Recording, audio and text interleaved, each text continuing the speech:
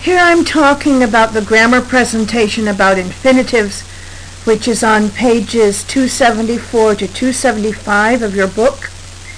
And this contains some of the same information that was in the first presentation I gave this week about the overview of infinitives and gerunds. But this is just some information about infinitives.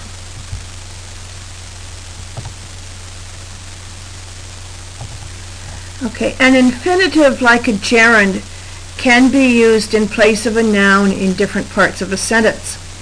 For example, on this chart you see an infinitive being used as a subject. Okay, to procrastinate causes a lot of problems. There's your subject, verb, and object. Or I can make it negative, not to go ahead.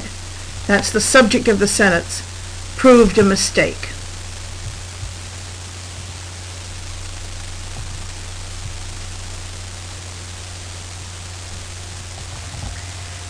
And the infinitive can also be the object.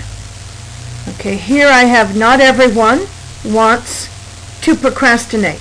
And here's the infinitive being used as an object. Or I decided not to go ahead. And I can make this a negative infinitive being also used as the object of the sentence.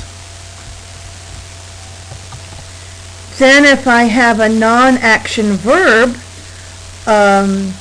I call this the complement rather than an object. It's a subject complement. So I say his job is to motivate people, or their real intention is not to succeed. Here I have a negative infinitive that I'm using as a complement. And here's another kind of sentence that we use a lot, starting with it. It is foolish for Alice to procrastinate. Or the pronoun, it is foolish for her to procrastinate. It is wrong of Hal not to go ahead. There it's negative. It is wrong of him not to go ahead. Here are some of the same verbs followed by infinitives that I talked about in the first discussion this week in the overview. Okay, I can say they decided to call. They hoped to call. They neglected to call. That means they should have done it, but they didn't call. And then we have these with a noun or pronoun for an object. They convinced Steve to call. They told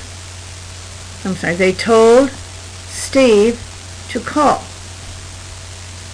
They urged Steve to call. Or instead of Steve, I can use the pronoun, him. They convinced him to call. They told him to call. They urged him to call. And here again I've got some others. They expected Steve to call. They needed him to call. They wanted Steve to call.